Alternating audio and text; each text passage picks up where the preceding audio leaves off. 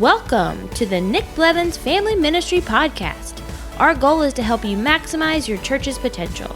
You'll hear from top leaders in children's, student, and family ministry about the principles and practices they use. Now here's your host, Nick Blevins.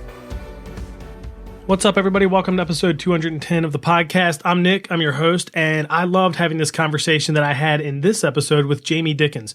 Jamey used to lead student ministry at North Point Ministries and has now planted a church at probably one of the times that most people would say was the worst time to plant a church, right before COVID. But you'll get to hear from his story, and it has gone really well. Got enough time early on to build a little bit of traction before COVID-19 hit. But we also spend a ton of time talking about student ministry and specifically speaking to students. I've got to hear Jamey speak before. He's an amazing communicator. I've seen him lead breakouts at Orange. We took our students to big stuff. I think I mentioned that in the interview. And so I've got to see that in person. He's a great communicator. I just wanted to ask, what do you do? How do you do it? How have you developed your communication over the years? What are some tips you would give to other leaders in student ministry? But I think it applies to anybody who communicates anywhere. So we're going to jump into that interview. But before we do, we just released the Christmas and Advent bundle with Ministry Boost. And it's a bundle of resources, 5 different resources to be exact, that you can use to give to your families in your church to help them celebrate Christmas and Advent together this year. It includes Family Advent Bingo, Follow the Star, a 12-day Christmas journey that families can take together, Advent Adventures, which is a 36-page activity book for kids aged 3 to 11, chock full of simple activities, again, focused on celebrating Christmas and Advent with weekly readings, prayers, thoughts, and activities for all ages. There's the Holiday Family Challenge, which is kind of like a choose-your-own-adventure family activity. And finally, the Advent Experience. It's a text or email devotional experience that you can use with volunteers on your team or parents in your church. And you get all 5 of those things in the bundle. These are resources primarily created by other people. Our team created the Advent Experience, but the other 4 things were created by other folks, and we're just bundling it all together and giving it to you at a much cheaper price. In fact, one of those resources by itself is almost the same price as the entire bundle normally, which is $49. So it's $49 just for a few weeks up until November 20th. You can get that at ministryboost.org. And from there, you can customize it, reproduce it, send it out to families in your church. Throughout this month, I'll also be highlighting my new digital church course, which launched live in August, and then we wrapped it up in October. And so now it's just available to watch on demand, and your entire staff can get access for just $147. It gives you access to all 11 sessions, how-to videos, bonus interviews. There's already about 30 interviews I've been able to do with other church leaders, and I'm going to continue to do more of those, talking about digital strategy as it relates to church, children's ministry, student ministry, but overall digital strategy. And you can check that out at newdigitalchurch.com or just go to nickblevins.com and find it there on the homepage. And my blog there is also where you can get the show notes for this episode. Just go to nickblevins.com/episode 210. You'll have the links and notes and everything from my interview here with Jamey. But without further ado, let's go ahead and jump into that interview with Jamey about going from leading student ministry to planting a church, and like 2.5 months later, COVID. And so what does that do for a new church plant? Let's listen in. All right. Well, today I'm talking with Jamey Dickens. Welcome to the podcast, Jamey. Hey, man. Thank you. Yeah. Tell us a little bit about, tell us about yourself, your family, and East Cobb Church. We'll talk a little bit about some of your background too, but tell us about all that. Yeah. So I am currently the lead pastor of East Cobb Church. It's we started as a North Point partner in Atlanta, Georgia, with North Point Ministries and Andy Stanley, and then recently it's become a campus, the next newest campus of their family of churches. And my wife and I live in the Cobb area, kind of in northeast of Atlanta a little bit. And it's just been the biggest adventure and thrill ride to plant a church. We started in January. We felt this urgency for some reason. I couldn't explain it until after the fact, but just felt this urgency that God wanted us to go ahead and start in January, even though the timeline probably made a little more sense for us to be launching either now in August or in May. But we just kind of felt like, man, we need to go. We need to do this. And so we did. We opened our doors in January, and we had this really cool core group of people that were just on fire for this community. Met for 9 weeks in person, and then the whole world shut down. So we have been more of a digital church plant than we have been an in-person church plant at this point. So it's been crazy, man. Which, I mean, it is such a God thing. You started in January. If you'd said May, you'd probably still be waiting, right? Or doing something digital only. Oh, yeah. Yeah, or August. I mean, at this point, we you're still talk about it waiting. as a staff. Yeah, like if God hadn't prompted us, I mean, we just think it was the Holy Spirit putting an urgency in our hearts. Like if He hadn't prompted us to do that, I mean, we wouldn't have a church. We'd be still waiting, And Yeah. and instead, we've got this incredible, thriving family. I mean, core church family that is. These people are just so activated. They're just like they're giving, they're generous, they're serving. It's been so fun, honestly. Even though I think by a lot of standards, people would be like, "Oh no, it's like the worst possible scenario for a church plant." But we're just having a blast, honestly. So the church I'm a part of will turn 15 next year. So it's like, man, that time is flying by. But we started the church, and we were not your typical, like I would say your typical church plant. A lot of times it's almost like a parachute. Planter comes in, family, recruits people. I mean, we supported a bunch of churches in our area since we started, and a number of them were that kind, where they had 30 people on the launch team. They worked really hard to get those 30 people. We were different. We had a church that was north of us that was about 3,000 at the time, or 3,200. Our pastor was the student pastor there for 13 years. So lots of roots, lots of people made connections. And then our plant is in the next county south, but it's only 20 minutes away. And so there were 200 people, counting kids and everything, that were part of the launch team. So we were like, bigger than the average church before we even opened the doors. But I'd love for you to kind of give us a glimpse into what it was like for you guys. You're far enough away from, the other North Point churches. What was that like? What was the team like that started out?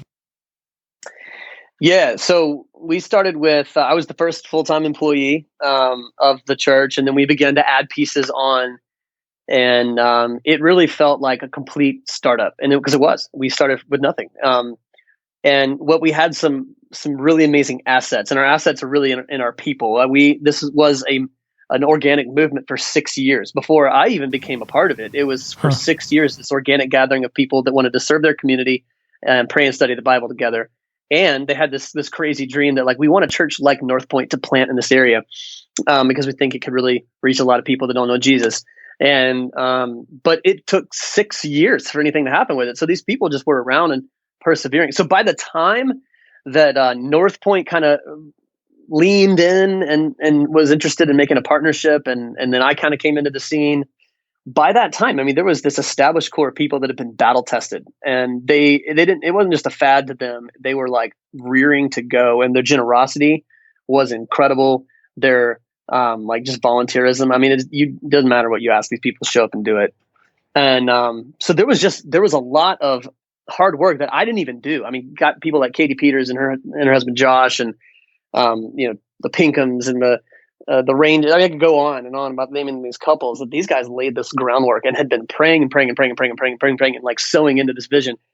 And then they call me, invite me, and then North Point sort of collaboratively sends me over there. And so similar. We launched with, like, first day we ran out of seats. We were like, oh my gosh, that's awesome. What is going on? So so we have this little staff. Most of us have experience in the North Point world. We worked at other campuses. I worked at Buckhead Church for 11 years in student ministry before I was a missionary, abroad for 3 years. And then, others, one was in the service programming for many, many years, but we all in some way had ties to East Cobb, and that's what our staff is. A bunch of locals. I was a little more east when I grew up, but I wasn't that far from East Cobb. But we're a bunch of locals that live in the area and love it. And we kind of feel like, we're the little engine that could. We were a 2-person staff and then a 3-person staff, and now we're a 4-person staff. So, but we've got all these people that are looking to us to create a church and ready to chip in. So it's kind of surreal, man. It's really cool. So I have to ask, especially living in the church plant world like our church has, and then we've been fortunate enough to be part of probably another 14 or 15 churches that have planted over the last 15 years, mostly financially. And then in some cases, the way our movement does it, we like multiple churches that give will also serve on kind of like a board. But one of the things, and this isn't just unique to us, but anybody that's dug into church plant world or has heard of the Exponential Conference, you probably know that there's lots of studies that show the size of the launch team that you can build up, pre-launch, and then what that means post-launch. And it has and again, these is like the the raw parts of church planting that don't feel that spiritual, but matter if you're wanting to help a church grow and survive, and be healthy. Because there's even a financial component too, right? Like if you can grow the church to this size, then its chance of becoming self-supporting financially is really good. Did you, we were, 200 people with kids kind of called our church home. And then we were almost 500. If you look, that first year, you only had 9 weeks to settle. But like how many people were like, would you consider on the launch team? They were on board. Launch Sunday was probably huge. And then what did it settle at in, I guess, 8 weeks before you couldn't meet in person anymore? What did that look like for you guys? Right. So we had a launch team of, I would say, about 20 to 35 families that were like all in, had already been giving for years to a church that didn't exist with no pastor, It's crazy. And no guarantees in either. They'd already been giving. They had a bank account. They had everything. They were, incorporated. And so this crew, when I walk in, I mean, there's these just rock star people. It might have even been like 40 families, but, and then on launch day, we, I think we had almost like 900 people in place, and that was crazy because we didn't know how many people were going to come at all. I mean, we had ideas, but not that many. I didn't think that many were going to come. Yeah. And then you're talking about, everybody and their mom came out to see us for day one. Like, oh my gosh, this new thing. And they're excited. And then it settles in to, I think we're, solidly in like 500 or 600 folks that are adults that are like, man, yeah, this is where we're plugging into it to some degree. We're here, we're about it. So, and that's continuing to reflect on in our views and our engagements and stuff that we're doing online. That seems to be the community that we're interacting with these days, somewhere around that number. Yeah, that's great. And that has created a financial base that allows us to be obviously cash positive, but to grow. Like we've had a lot of financial runway to say well, we want to launch a student ministry. Well, here's the good news. We got the funds to do it, not just in savings, but in operational income, because enough critical mass people decided that they were all in, and obviously couldn't do any of it without them. So, yeah, that's awesome. And the financial thing is just a reality. That's part of it. And that's a good number. I mean, for you to be, sounds like 40 families, you were somewhere in the 150 range, I would think. We were close to 200. We had a 900, I think it was 969 people on launch. And then it, just like a lot of the numbers, you're half that, and that's what we were. We were probably 480 for a while, 500 that first year. But you're in great shape. And I know a lot of people, if they're listening and they're part of the kind of church plant, like a parachute, it's like, 30 on the launch team, 180 at the first Sunday, and 90. And that's great, right? It does. I mean, the number, it's about the health and the percentages, all that stuff. When you were, I don't know if you've heard of this book, but when you were, go ahead. No, go ahead. I was going to say, when I heard you talking about this base of people that were there, that wanted this thing, that were giving to it, that I thought about, I don't know if you've heard of this book called Church in the Making by Ben Arment. It's a book that I recommend to any church planner. No, I haven't. And it's really cool because in the book, I feel like it's just a different perspective on church planning. It doesn't talk about a lot of the other books on church planning, what they talk about. He basically makes the case that there are kind of like 3 things that you can see in the Bible as the growth of the church that you can also see in church plants. And you clearly had maybe all 3 of them. One of them was, he calls rolling rocks, that there was this movement that existed before you even showed up. You clearly had that. One of them was deep roots, which your staff has got a lot of connections to that area. That's what that means. You had that.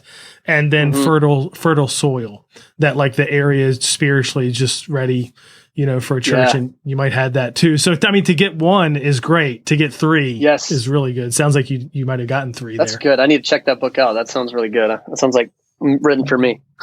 Yeah, it's one of those ones you don't hear about a lot. Sorry, I keep cutting you off. Delay's making me talk over you. I apologize. No, go for it. You said that you were mentioning a church that was like in the 100s or the 200s, and I just wanted to really affirm what you said, because this isn't the first time I planted a church. I planted a church internationally as a missionary, and started with way less and way fewer people. But I think the point is to be healthy and spirit filled, no matter what your numbers are, and that flywheel will start to turn. Like God will start to use you in your community. And so I think that's what we focused on more than anything. Not a number on the dashboard, though of course you look at that, but it's like, are we financially healthy? Yes, we are. Amazing. Are we staff culturally healthy? Yes, we are. Amazing. Let's keep doing this. We're laying major foundational stones right now. Are we on mission? And is our mission front and center? Is it clear?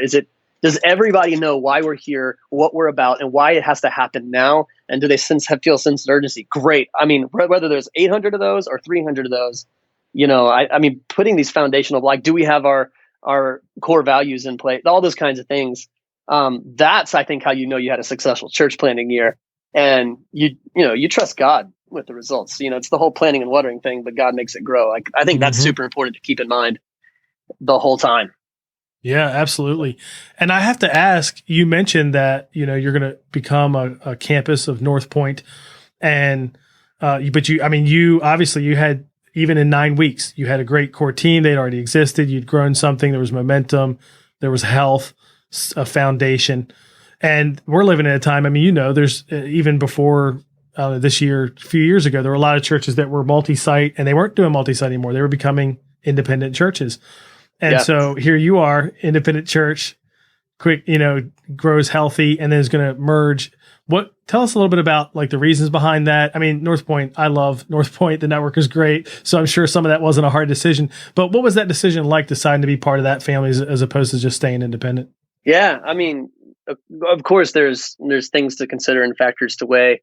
But I think the biggest thing is that we didn't start a church and then tune into North Point's mission and vision. Like, we're, just to be candid, we're all sort of born and bred North Point people. Like, and by that I don't mean a certain look of a church, but just the mission of North Point Ministries is why we're doing what we're doing. So we would have created the North Point kind of strategy church. I mean, with our own flair and with our own creativity and localized. We say all the time, we're not trying to plant a mega church. We're trying to plant a local church. We say that all the time around East Cobb Church.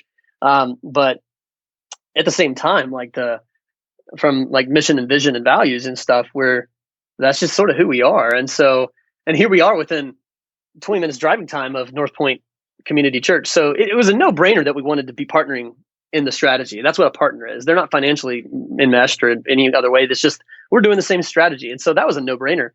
But then being so local and so tied in, it just made sense because so many North Point Ministries families live in this area and they're driving so far. And so it really, for us, from a philosophical, theological, missional standpoint, it was a no-brainer. No, I mean, on the practical side, obviously, North Point Ministries is going to enable us when we, fully come under their organizational structure. They're going to enable us to do things financially that we could never do on our own, or at least not for a long time.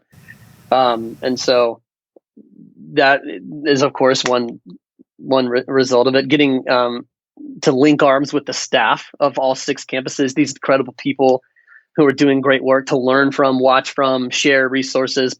There's a lot of power in pooling your resources and your creativity, and you get to a much higher level when you collaborate versus when you're on an island. That's a big gain, I think. And then, I just think being under the spiritual authority and covering of Andy's leadership and his teaching is such a huge blessing.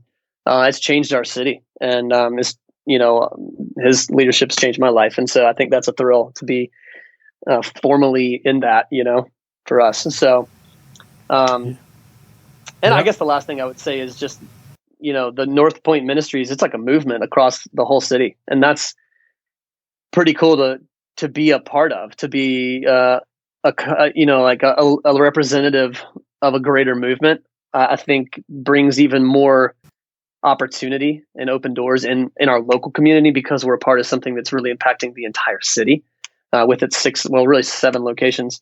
So yeah, I mean, I think for all those reasons, when, we got the call of like, hey, we'd love for you guys to actually be in the fam, it'd be a real campus. We were thrilled. Cool. So yeah, well, and that influence, that leadership that you're talking about, I think goes way beyond Atlanta and Georgia, and we're not interviewing me on the podcast, but North Point and Andy and the teachings there, and Reggie Joyner, that's a big reason I've been in vocational ministry the last 15 years, because of the influence going all the way back to, I think it was 2003, maybe it was 2001, when my friend worked at the North American Mission Board, and I dropped him off, and he started attending 722 with Louis Giglio on Tuesday nights in there, and that spread to me. And I remember watching services, 722 and North Point services online in like 2003, right? This is before, think about church online, and there was something, they were doing things like that back then. And I watched DVDs of North Point teaching for people who still remember and use those. Yeah. So that impact is just huge. Makes a ton of sense to me why you'd move that direction. And another thing, I feel like we're working backwards in some ways through your journey, because the other thing I want to ask about is, which a lot of people listening to this podcast are student pastors, the transition from student ministry and all of that, what that brings to lead pastor. What are some of the things you've learned, or I don't know, things that have been different or surprises? What's that been like? Oh man. Yeah, dude, I could talk about that for a long, long time. But it's been so fun. I mean, there was a huge sadness in leaving student ministry. I did it for 12 years at North Point or at Buckhead Church. And then before that, I'd been student ministry for probably another 1, 2, 3, 4, 5 years. So, I mean, forever. I just been doing it forever. And because I felt called to it and I loved it. God had just really called me into a passion area early, on in my life. And I never felt compelled to leave until I felt like he was calling me to do this. So there was sadness, but man, I think God had for years been planting in me this, I think it started with just wonder, like, could I lead a church one day? Like actually pastor adults? Cause I'm growing up, I'm getting older. I used to be terrible at so many things. You've been sanding off some rough edges, and like, maybe I wonder if I could ever do that. And then it started to kind of grow into a desire, like, and man, it's just this whole scenario is such a dream job for me to be able to start something and plant a church. I feel like that's in my like makeup and how God made me to start and grow something, but then to like minister to families. I love students, and I still love talking to students. I still love student events and all that kind of stuff. But like, man, getting to speak into the whole family, to adults, and just like preach the word of God into a family unit and to lead a church. And then I think combined with that, already our church has begun to be known. We have a tagline called "Love Where You Live." That's what we're about. We want to love where we live. Jesus' greatest commandment.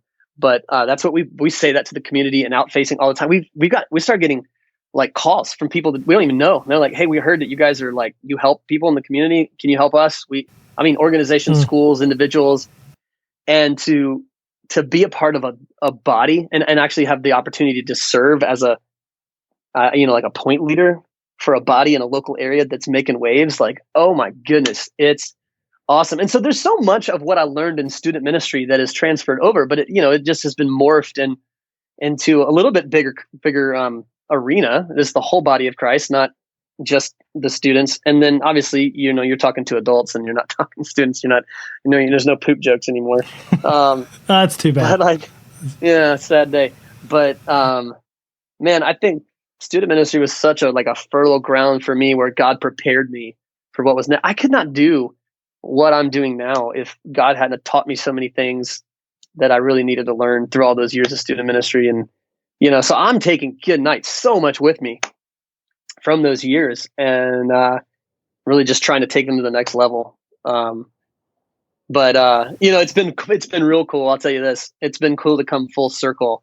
So one of the guys, I met him when he was in college, and he was interning with me for 6 years, and he'd come be like a resident or an intern or a summer guy. And he and I came real close, like a, really great friend, like a younger brother, kind of, and really investing in him. And he wanted to be in ministry. And then, and I don't know that we ever planned this. So never occurred to me that I would even have the opportunity to do this. But just a few months ago, I hired him as our student pastor. Wow. And so, yeah, it's come full circle. It's God's just been so good to me in so many ways, but in this way, it's just been real sweet, to go like, man, I remember when you were like fresh out of our student ministry in college, interning for me. And now you're like my guy. You're like building this. We're going to get to build a student ministry together. And I can't wait to see God use him. It's so cool. So that's how I'm involved in student ministry now, is really through the eyes and the leadership of this dude that I think is a rock star, but that I've just gotten to invest in and love for some years. So I'm really thankful for that. So you probably, I don't know if you have a ton of experience with this yet, because you've hired him in the midst of COVID-19 and everything looks different and student ministry looks quite different right now. But I have to ask, has there been one of those moments where oh no, I have to put on the lead pastor hat in this tension between whatever, and not like the student pastor where I was the one wanting this or asking for this or fighting for this.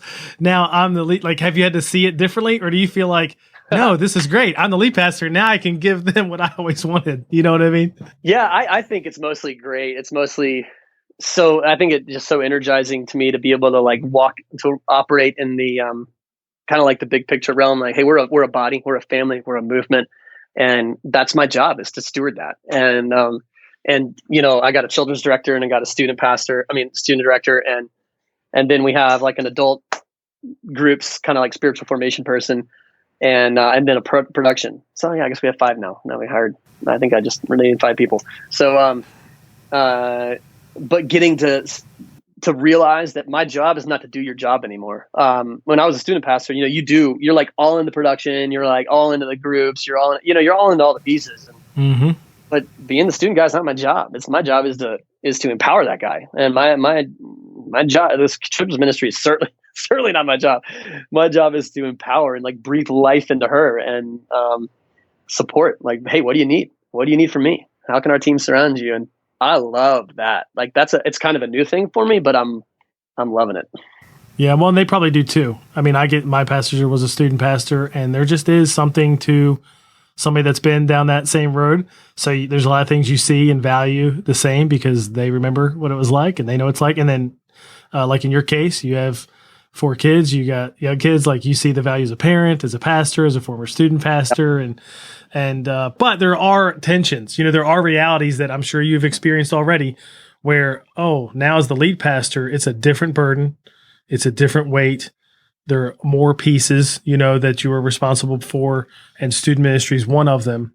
As opposed to being that's the one, and you know what I mean. So you're probably absolutely. I mean, you can't obviously, you can't just prioritize students, and if you're when you're in that pastor role, I mean, it's similar to having staff. A lot of these student guys and girls have staff under them, and you can't have a favorite. So I mean, it's no different than that, but it is at ministry department level. Like, I've got to care as much about another ministry area like the kids or groups as I do about students. And I spent 12 years in an organization like championing students at all, at every turn, like, no, students. Yeah. And switching those gears to go, you know what? I am equally invested and passionate and I'm going to be an advocate for every other one of these areas. Students are just a part. And so, yeah, that's definitely been a shift. That's something I've been learning. So.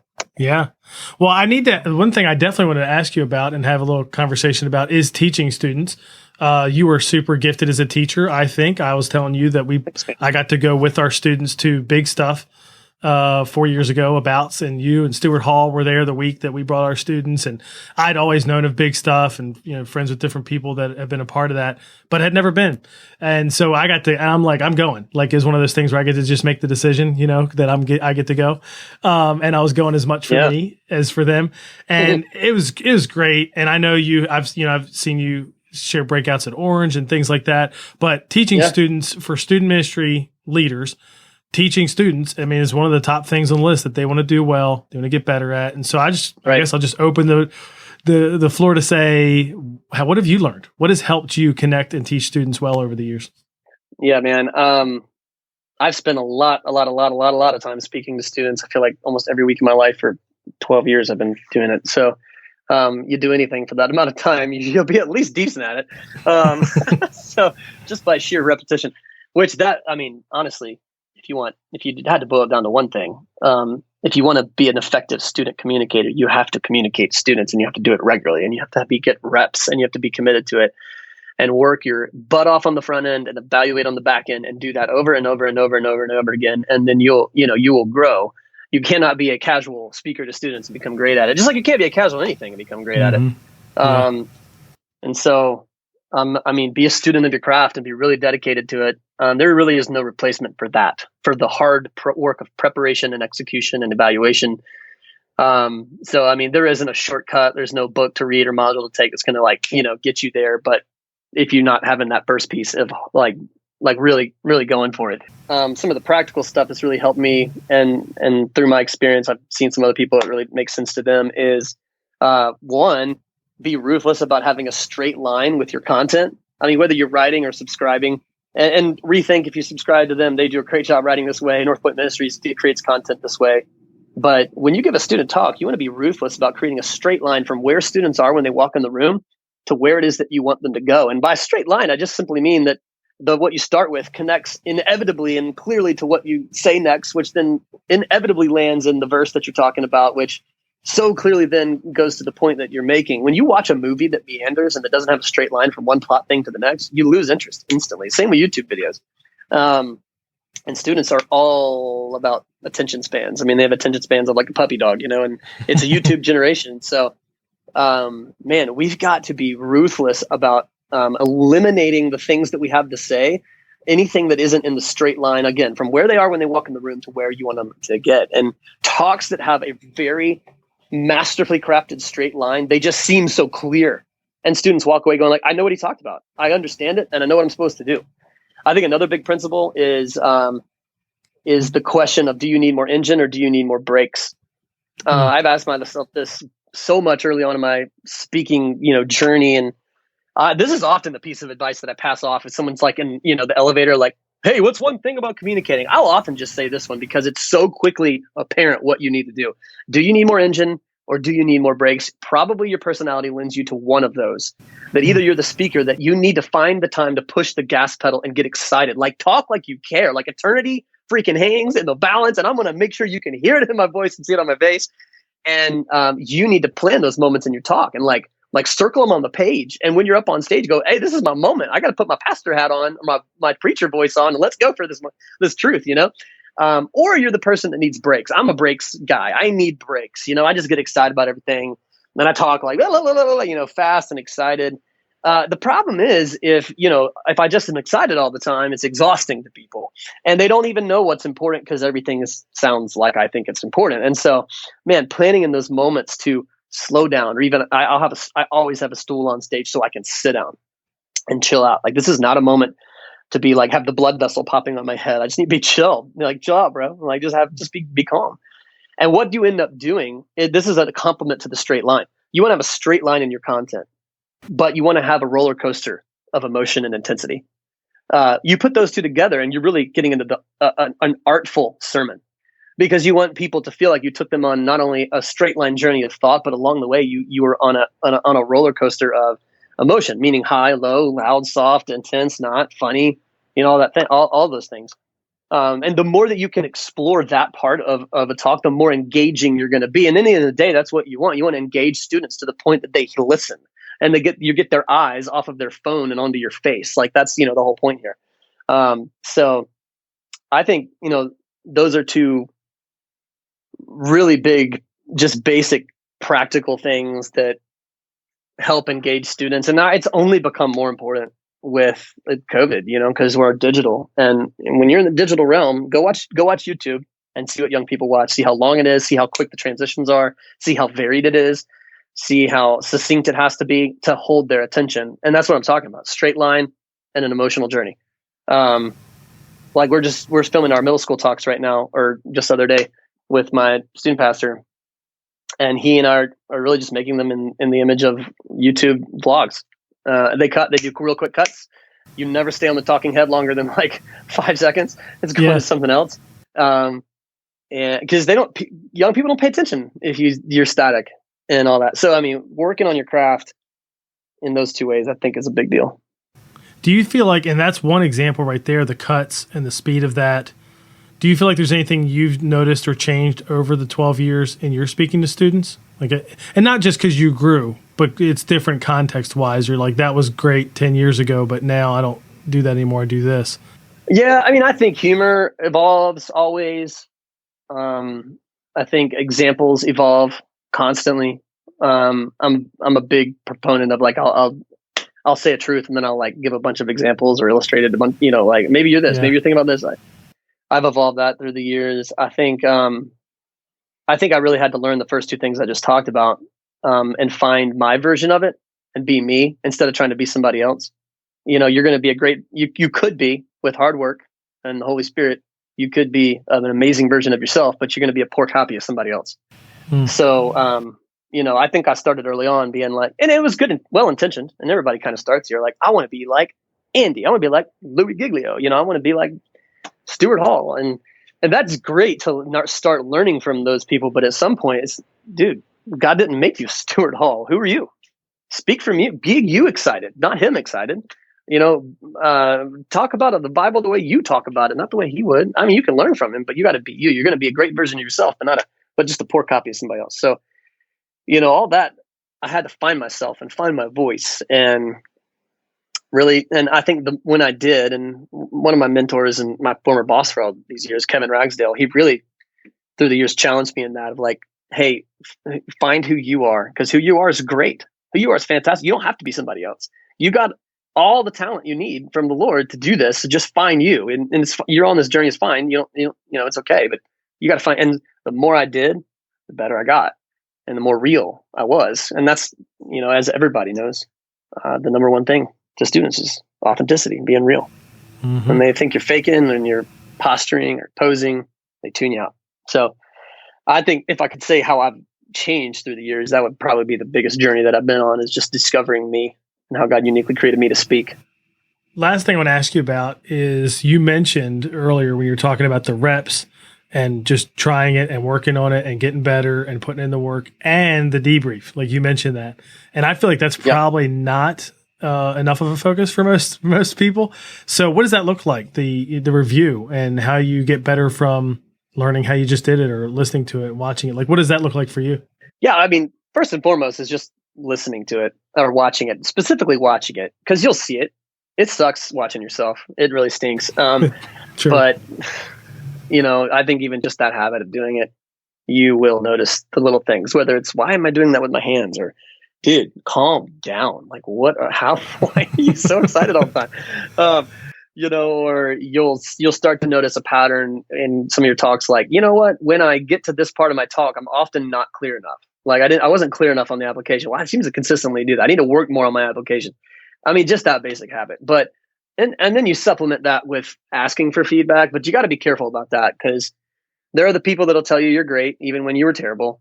And then there are the people that will tell you were terrible, even when you were amazing. Like Jesus could have given a sermon and they would have had 4 criticisms, and, don't listen to those people. Just find people that actually know what they're talking about and put them in your rotation. And by the way, they have to be people that would hear your talk, unless you're sending it to them and they have time to listen to it, but or watch it. But that's what I did early on. I finally realized I have the wrong feedback mechanism. I'm literally just canvassing, some random folks and like after the service and how was it and this and that. And I was doing it because I needed people to make me feel good, but it wasn't helpful because I was asking the wrong people. There was like I said, there was like the girl student that thinks everything I said is amazing, even when it's not.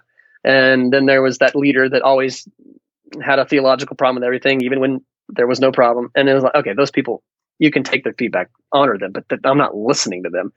I identified like 4 people that I thought, one, knew what a great talk was and knew me enough and loved me enough to give me feedback in the way that I could hear it. So, and then I just asked, and anytime there was a especially big talk coming up, I would kind of do it on the front and back end. I would say, hey, can I sit with you before I give this talk? Let me run my outline, my sketch by you, and you just give me your feedback. And so helpful. Help me avoid on the front end a lot of mistakes. So I'm like, hey, right there, I think right here is where it's not a straight line. You're kind of getting sidetracked, or like, that's going to go long. Don't do that. That's going to go long.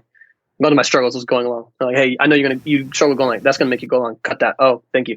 And then, on the back end, like they would probably be in the room, be like, hey man, give me the 3 things. What were your top 3 things that you would have tweaked? And so helpful, seeking the right kind of feedback. So, and then once you identify like where your tendencies are, like where you need to grow, I think then, I started zeroing in on some principles, which is where I get, the first 2 that I talked about the straight line and the roller coaster, the up and down, the engine to brakes thing. That was from experience. I just started realizing this is a consistent thing. And then God began to bring a principle out of it. And it's stuff I focused on all the time. But which takes me back to my first point. You just got to do it and do it and do it again, do it again and do it again, and do it again. And this refining process will start to happen. Yeah. Well, cool. I appreciate you taking the time to walk through this stuff, the journey of starting a church. And then 9 weeks later, COVID shuts it down. There's lots of church planners I know that were in process to launch in the fall. We work with a few different Yeah. church planting organizations, and they're, a lot of them are just doing digital, and like they're gonna figure it out, right? But obviously, you had that unique experience of starting just enough, before in person got shut down. And I imagine you're like the rest of North Point Ministries, not gathering for the rest of the year. Yeah, that's correct. Yeah. So Yeah. Like, ugh. yeah. You're like, oh no, I haven't decided that yet. I'm not sure, but that obviously you get to focus online and lean in there and all that. But man, we need more new healthy churches. So I'm glad you're doing that work. And thanks for taking time to come on the podcast and share with us. How can people connect with you or maybe follow along with East Cobb Church and what's going on there? Yeah. I mean, our website's eastcobbchurch.org. You can see kind of all about us there. I'm on Instagram, Jamey Dickens 82, Jamey Dickens. My name's weird. Dickens 82. Yeah, you can follow along with me there. I'm nobody special, and you're probably not not want to follow my feed. It's like my kids and my church and like random food probably. But anyway, man, I just really appreciate you having me on. It's fun to talk students and fun to talk church planning, because I know there's a lot of awesome people out there doing it. And so it's really cool to have a moment to share and speak into what we're all kind of running after here. Well, that was great to get to talk with Jamey. I've wanted to interview him for a while to talk about communicating to students and student ministry and all that.